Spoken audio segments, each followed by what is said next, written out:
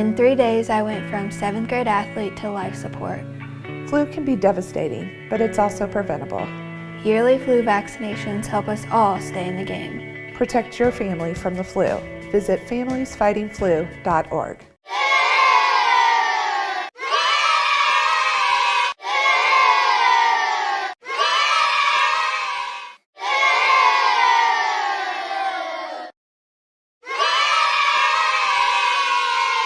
Welcome to Around the Clock. I'm Yolanda Greaves. This is the November 20th filming. We have some great things coming up on the show today. We have our regular Selectmen's Update. We're also going to be showing an interview with Paul Mina of the United Way of Tri-County, and also some great events that have happened here in town, from our town meeting to the subcommittee of school start times meeting. We also have some footage on Phil the Cruiser that happened at Shaw's, and just some other great things that have gone on in town. So stay tuned here at Around the Clock, and I'll be coming back with our Selectmen's Update.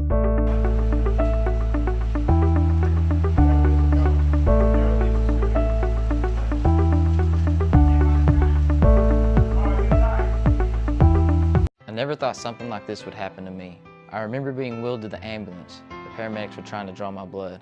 That's when my vein collapsed. Then someone said, "I don't know what to do." That's when I blacked out. I wasn't in a car accident. I had the flu.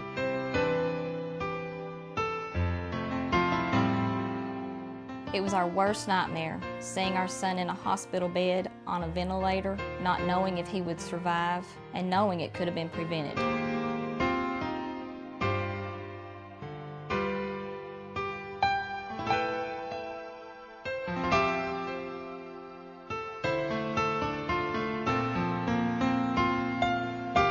I was in the hospital for 34 days fighting for my life, and it was a long and painful recovery process. But thankfully, I'm here today to share my story.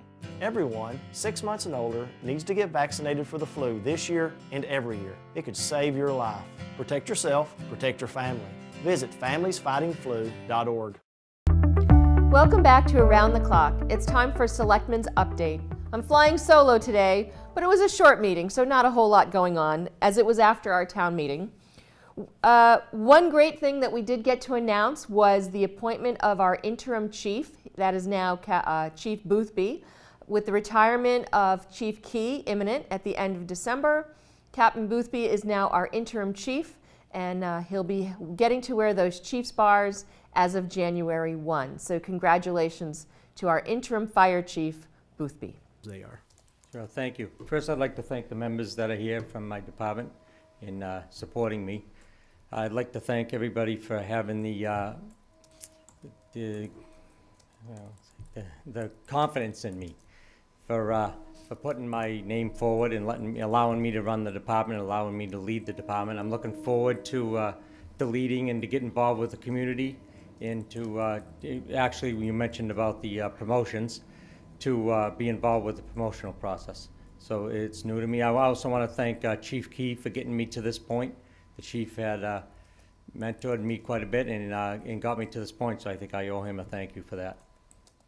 We also appointed and created our Upper Charles Trail Committee.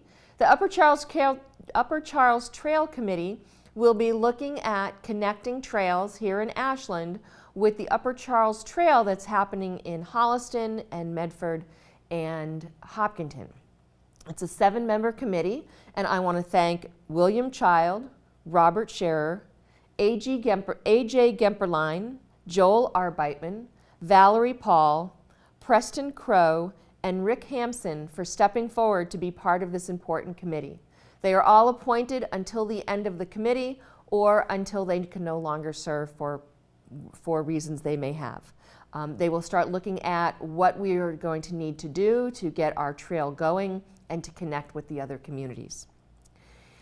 We discussed information about the Valentine Barn. The Capitol Group sent a letter to the Historic Committee and then forwarded also to the Board of Selectmen about what we would like to do with the Valentine Barn. The demolition comes off as of December 15th, and we will let them know that we are interested in the barn. Nothing further, just that we are interested to see that it doesn't get demolished. We also talked about a charter review committee. Every number of years, the town has to review their charter, so we're looking for people who might be interested in participating in that charter review committee. So you can fill out a talent bank form between now and January, and we hope to seat that 5-member committee sometime in January. Special shout out to Officer Ed Berman.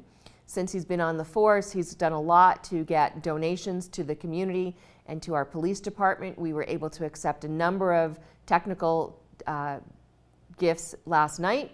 And I also want to thank the anonymous donor who was able to give us the computers and projectors and things like that for our community to use. Also a shout out to the Council on Aging. They donated money to our senior center to help some of the programs there. Always a great need, and there's always so many great things going on at our senior center, so thank you to them. We also signed a support for solar campaign here in Massachusetts. There's an organization that is looking for towns to sign on, and as a community that really supports solar, between the project with Solar Flare and our sustainability committee, the solar that's happening on our school roofs, we really support solar in this community, and we want Massachusetts to continue supporting that as well.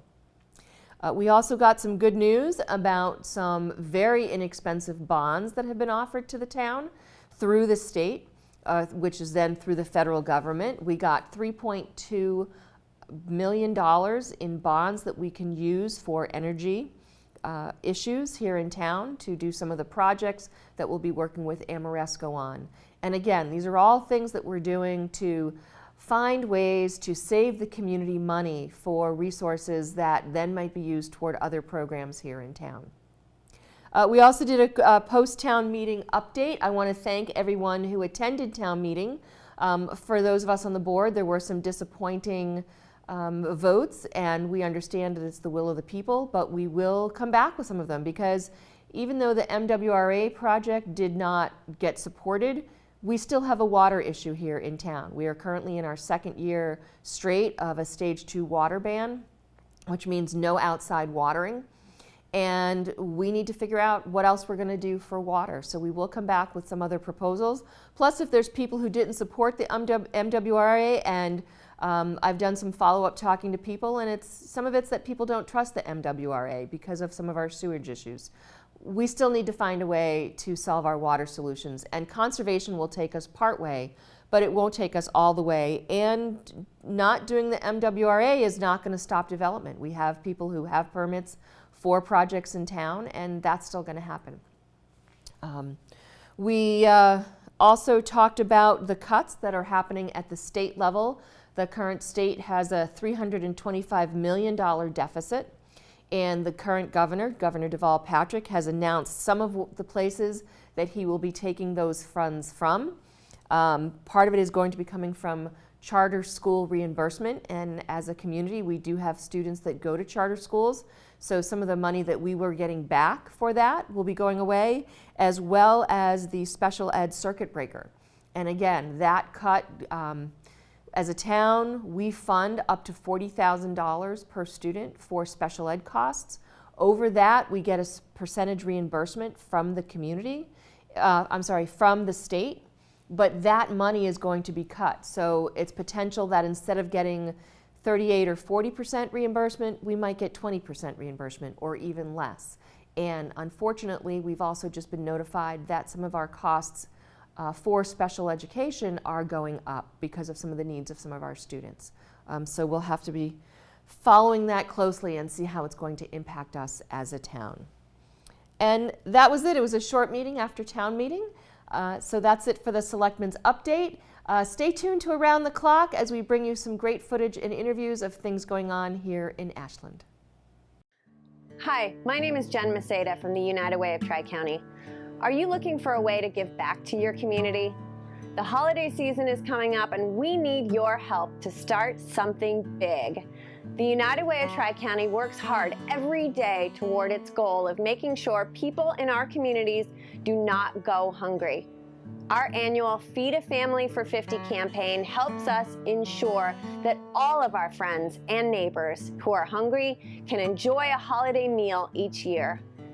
We do this by collaborating with partners and with the generous support of people like you. Just $50 will feed a family of 4 a holiday meal or provide as many as 7 bags of groceries from one of our 3 food pantries. There are 3,000 families in need in our communities this holiday season, so please join us to lend a helping hand to those in need. A small gift can make a huge difference for an underemployed parent, an unemployed neighbor, an elderly friend living on a fixed income, a veteran, or a child looking forward to celebrating holiday traditions. Log on to our website at www.uwotc.org/feedafamily or contact us at 508-872-3291 to make your donation today. Give, advocate, volunteer, live united. Welcome back to Around the Clock. As we all prepare for Thanksgiving, we all have a lot to be thankful for, but there are many in our community who need a little extra assistance. And today we have Paul Mina from the United Way. Paul, thank you for being with us. Thanks for having me. To talk about their Feed a Family for 50 program, plus some other great things that the United Way is doing, and that's the Tri-County United Way, so it's our local United Way. Paul, why don't you start talking a little bit about your Feed a Family for 50 program? Thank you, Yolanda. Thank you for having me. I really appreciate it. Every year around this time, we have a drive called Feed a Family for 50. And this year, our goal is to be able to feed 1,500 families in the Metro West 495 corridor for the holidays. That $50 is enough for us to provide a family of 4 with a turkey and all the fixings for Thanksgiving or Christmas. The drive runs from now through the end of the year.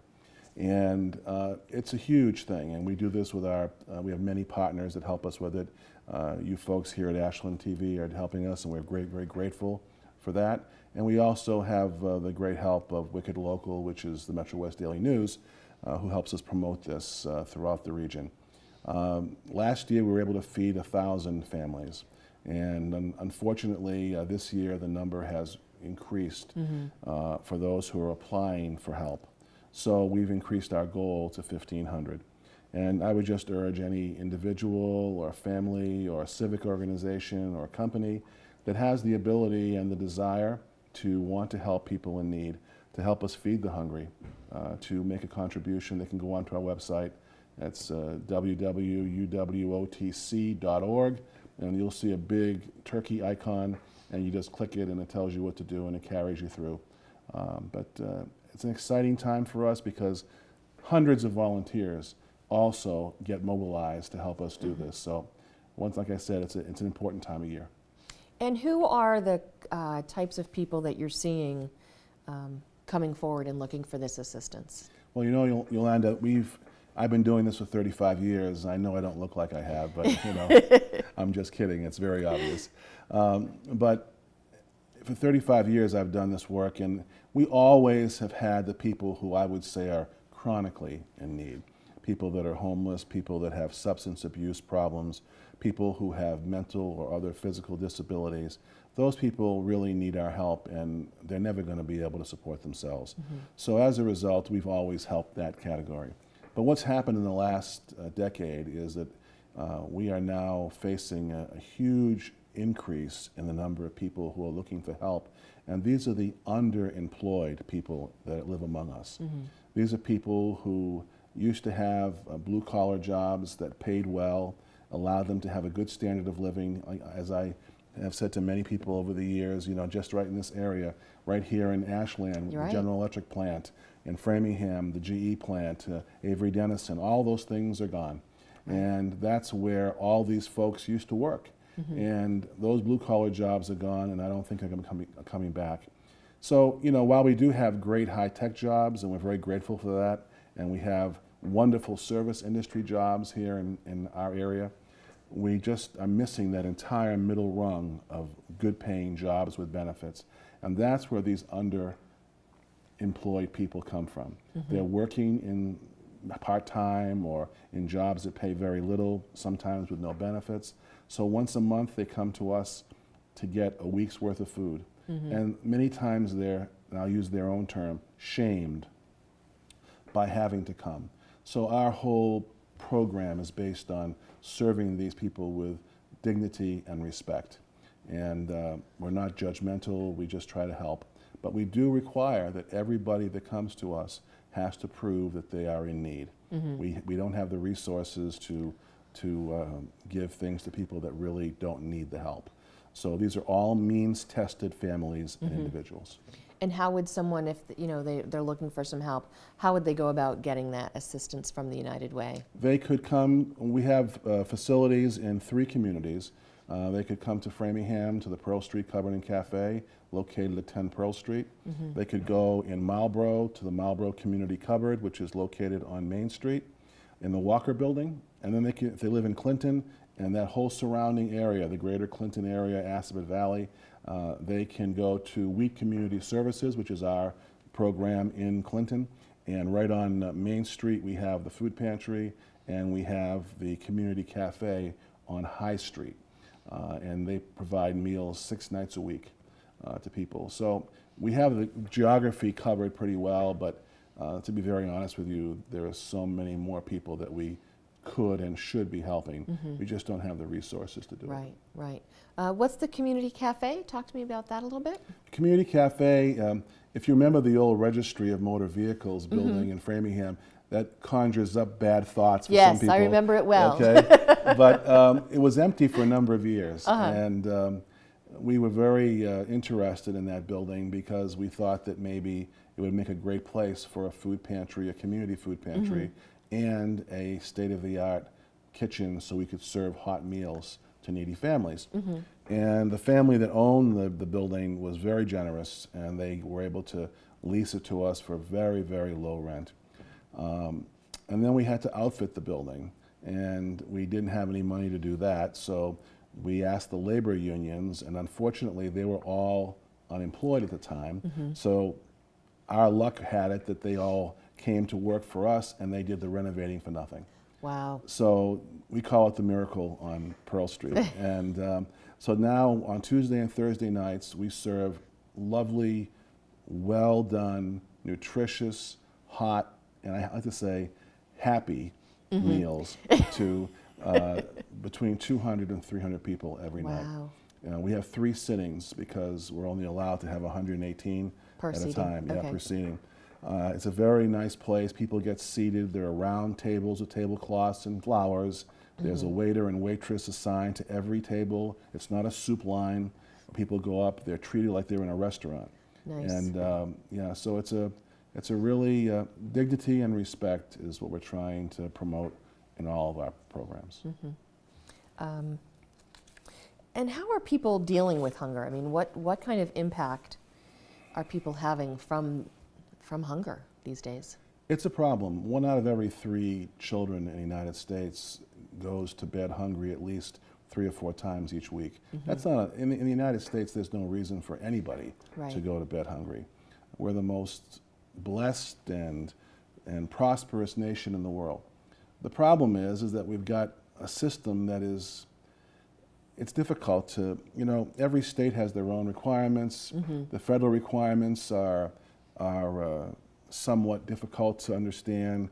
They spent millions of dollars trying to inform people of whether they qualify for SNAP benefits or not, which is food stamps. And, it's a very, it's not an easy system to navigate.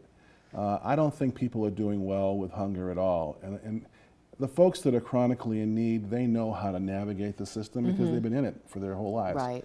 But the folks that are looking for help for the first time and are feeling very embarrassed about getting help, those people have a very difficult time. Yeah. Because when they walk in, we had a lady come in about 2 weeks ago, and she had 2 little kids in tow, and she came in and she was all red. Her face was red.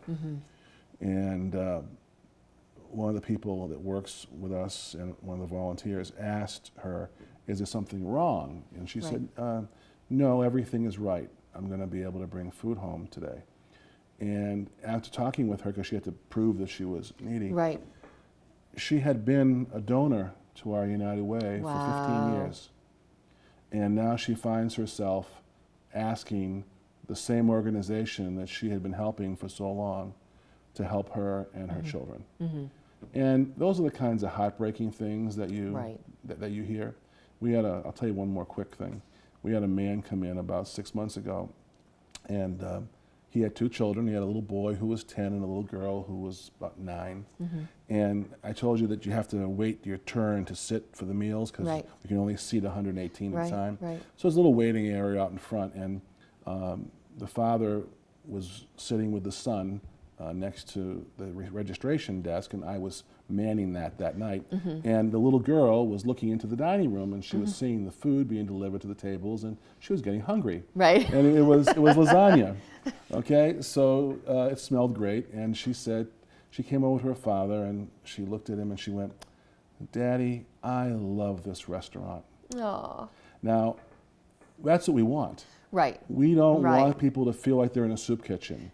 We want them to think that they're coming out for a nice meal and good fellowship. Now, granted, it's a very eclectic group of folks that we've got in there. But that's okay. But it's okay, and we're very secure about the location. There's never any problems. If there are, we eliminate them immediately. The food is good, and it's wholesome, and in the summertime, the air conditioning is on, and in the wintertime, the heat is on. And so it's a good place, and I would encourage any of your viewers to come and volunteer. It's, you know, all they have to do is call our number, and it's on the website everywhere.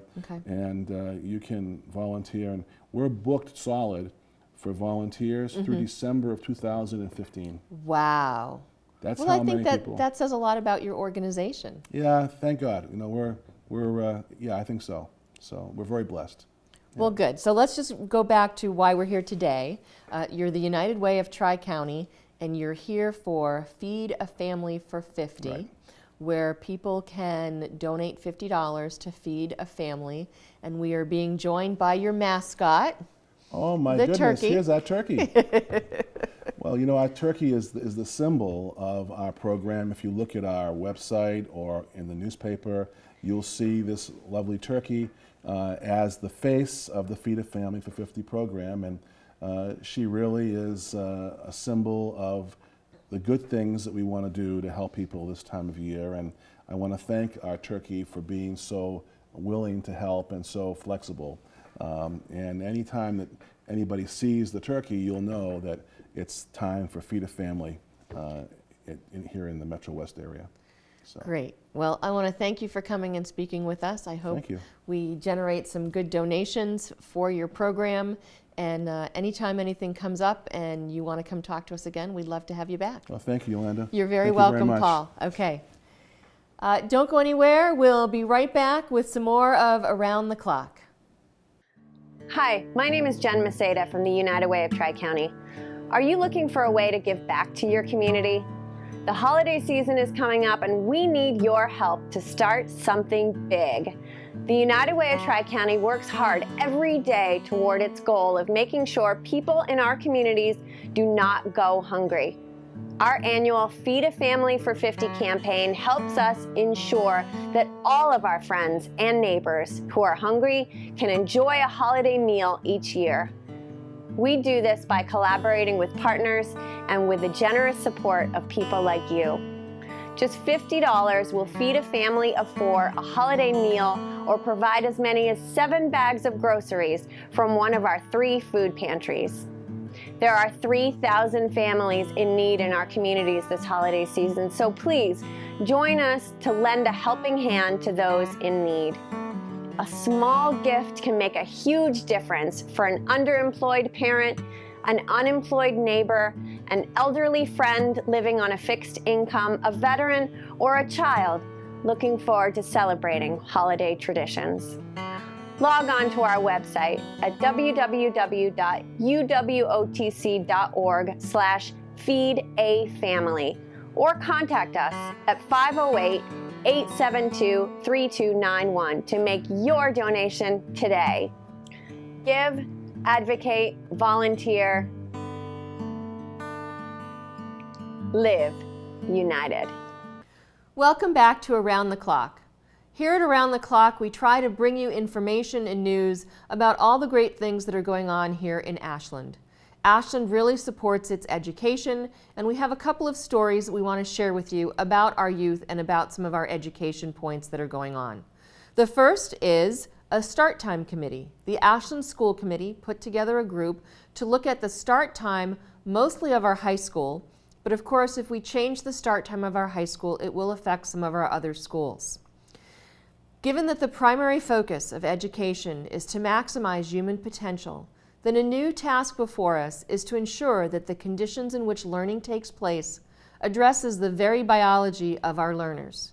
That's a quote from Mary Caskadon, PhD from Brown University. Our school committee has charged this start time committee to look at what can be done to increase the learning potential of our students. It might be starting later at the high school and what impacts that would be on after-school activities, whether it be jobs or sports or other activities that some of our students are doing. There was a full presentation given to the school committee at their last meeting, which was on November 13th, and that school committee meeting is currently airing on WACA-TV on the Education Channel. So if you're interested to see the full presentation that was given that talks about some of the biology of learners and teens and how they work and when they work their best, you can catch that on their channel. We also had a presentation done by our Decisions at Every Turn committee. Again, this is another community group here in Ashland that has some federal funding and some local funding to look at working with our youth in making sure that they're making good decisions. And the Decisions at Every Turn Coalition recently hosted the community discussion Consequences of Underage Substance Use and What Will Work in Ashland for parents, guardians, and other concerned adults to explore ideas for a formal community-based programmatic response to underage substance use violations, because it does happen here in Ashland. Attendees had an opportunity to learn more about current responses to underage substance use infractions in Ashland and were introduced to different types of programs currently being used by other communities.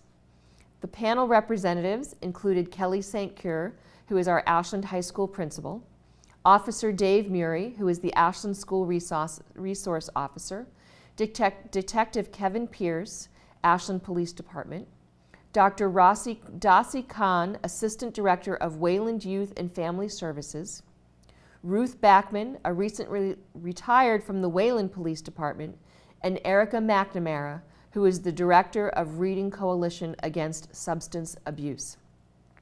Following the presentation, the attendees broke into small discussion groups to talk about possible components of a diverse program that could work in Ashland. Among the top priorities cited during the discussions were education for youth, parents, and the community, an offender screening and referral process, consistency of consequences, zero tolerance, parental involvement, a cohesive law enforcement policy, and broad-based community support. The Decisions at Every Turn Coalition, in collaboration with other community stakeholders, will use the information and ideas generated during this and the previous community discussion, which was held in the spring of 2014, to inform the next steps in developing a program that responds to the need to protect youth while promoting health and safety. So we are talking a lot about different things going on here in town about our youth. But sports is always something that we are seeing with our youth, keeps them safe, and we have some footage from Ultimate Frisbee. Not much else going on in sports, unless of course you're going to the Thanksgiving Day game that's coming up that will be held on Thanksgiving Day at the Ashland High School. So here's some great footage of our Ultimate Frisbee team. We'll be back with some more information.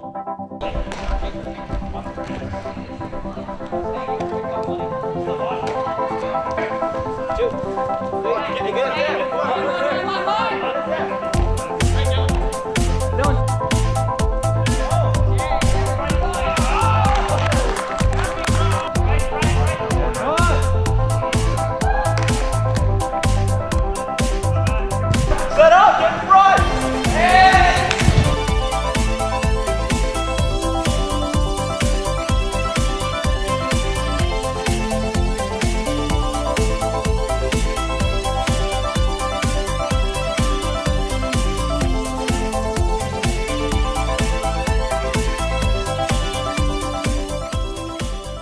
enjoyed that footage of our Ultimate Frisbee team. So we've talked about our schools and our youth. Now let's talk about our general government. Our Open Space and Recreation Committee held a forum to talk about an update to their open space and recreation plan. They looked for input from the citizens on goals and objectives that they should be trying to meet and what is currently a priority. We have some great things that have happened since the last time they did their plan. The purchase of Warren Woods, the creation of the fields up at our high school, plus some improvements of other fields and other recreational spaces here in Ashland. Now they're looking to see, okay, what are our next priorities moving forward for the next 5 years? So there was some great input, a lot of citizen participation, and people who had some real good energy about what they were looking for here in Ashland. So I want to thank the Open Space and Recreation Committee for having that forum and allowing the people to participate and give their input. We also had 2 town manager forums leading up to town meeting. Anthony Schiavi, the town manager, had 2 forums held at the town meeting at Town Hall. And he went through the articles that were going to be on the town meeting warrant, and people could come and ask him questions. Plus it was available live and recorded on WACA-TV for people to watch and get information on what was going to be coming on the town meeting warrant. And then of course we had town meeting. We had about 180 people show up for town meeting. Now mind you, 17 of those people were the people from school committee, Board of Selectmen, FinCom, and other employees that also live here in town. But still, it was a pretty good turnout. We had 2 big articles. It was a small, light agenda, only 11 articles. The 2 big ones, though, were the MWRA connection and whether or not we should hook up with the MWRA to supplement our water. We do have water issues here in town. It did require a 2/3 majority to pass, and it did not pass. So as of right now, we won't be doing an MWRA connection. Unfortunately, to do it now, we had some money coming in from the state and some developers and from Hopkinton that would have helped us do the connection. By not doing it now, we're not sure what it will cost us. And certainly we still have to look at what are water issues and how we're going to resolve them, because we still have a water issue. It comes from the Hopkinton Reservoir, and as of right now, we're in a stage 2 water ban. The other big issue was a solar array being placed on the Howe Street landfill. The landfill currently is a field, but it is a toxic waste dump area. We were looking to put a solar array there so that the money we got for savings could be used for other programs here in town. Unfortunately, that also required a 2/3 majority, and that missed passing by 2 votes.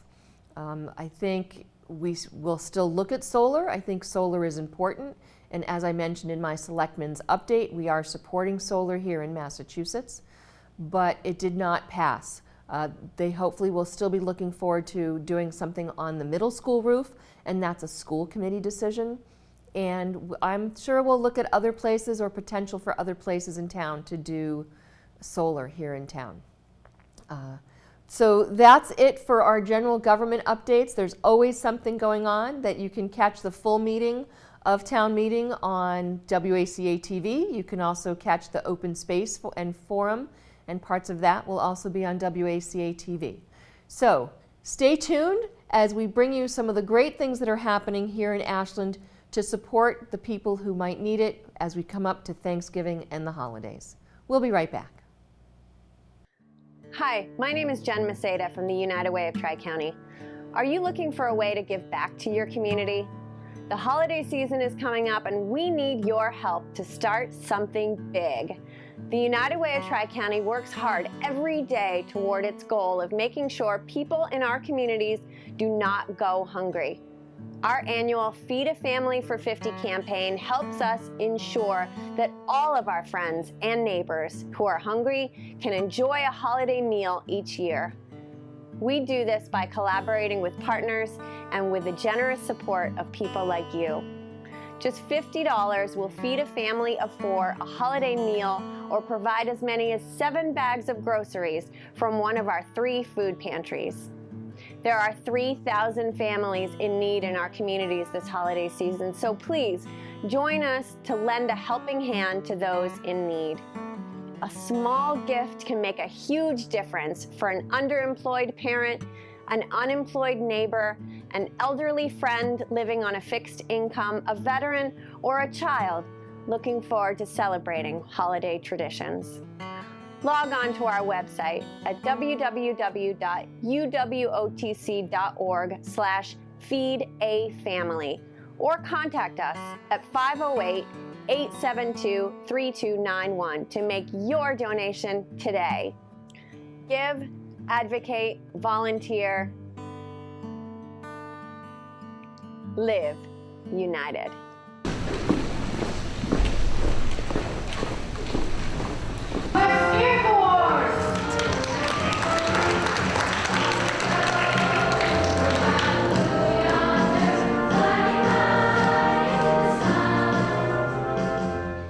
Welcome back to Around the Clock.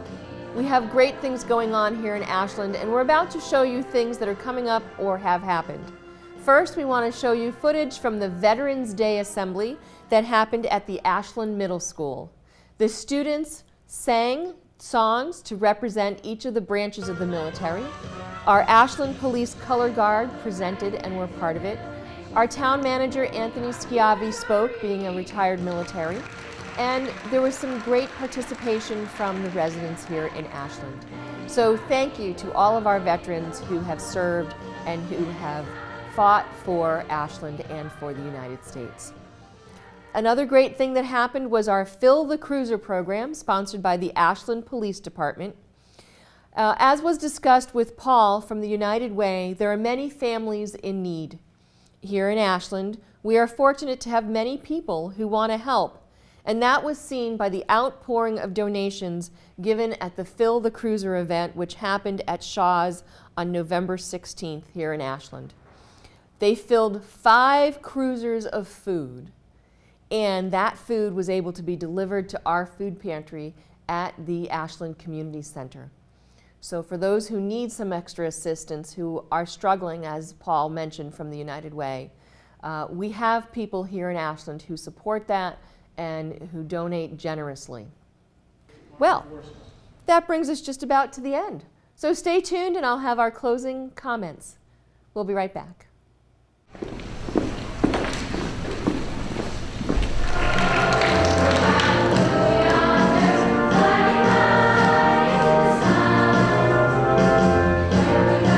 America's veterans. Similar ceremonies occurred earlier in England and France, where an unknown soldier was buried in each nation's highest place of honor. As I just said, my name is Anthony Schiavi. I retired from the United States Air Force in 2013 after 30 years of military service, primarily as an F-15 pilot serving 3 combat tours in Southwest Asia, as well as being part of our nation's first military response to 9/11.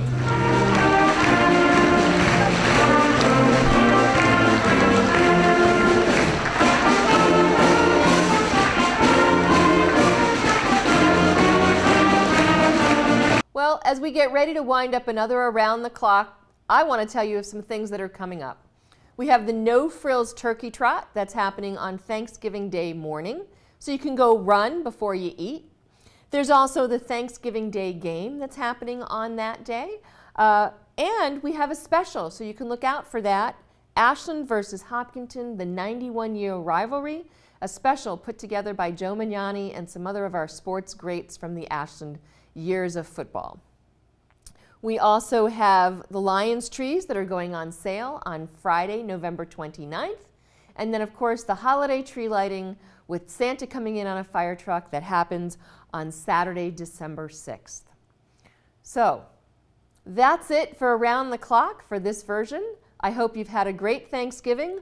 We look forward to some great holidays. And if you stay tuned, you'll see that special, Ashland and Hopkinton, the 91-year rivalry. Thank you again for watching Around the Clock. In 3 days, I went from 7th grade athlete to life support. Flu can be devastating, but it's also preventable. Yearly flu vaccinations help us all stay in the game. Protect your family from the flu. Visit familiesfightingflu.org. I never thought something like this would happen to me. I remember being wheeled to the ambulance. The paramedics were trying to draw my blood. That's when my vein collapsed. Then someone said, "I don't know what to do." That's when I blacked out. I wasn't in a car accident. I had the flu.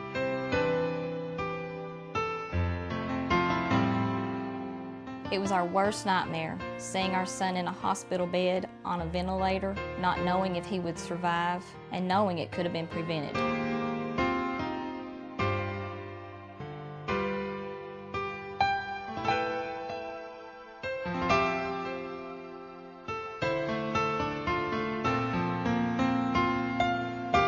I was in the hospital for 34 days fighting for my life, and it was a long and painful recovery process.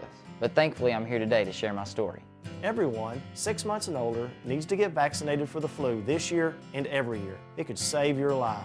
Protect yourself, protect your family. Visit familiesfightingflu.org. In 3 days, I went from 7th grade athlete to life support. Flu can be devastating, but it's also preventable. Yearly flu vaccinations help us all stay in the game. Protect your family from the flu. Visit familiesfightingflu.org.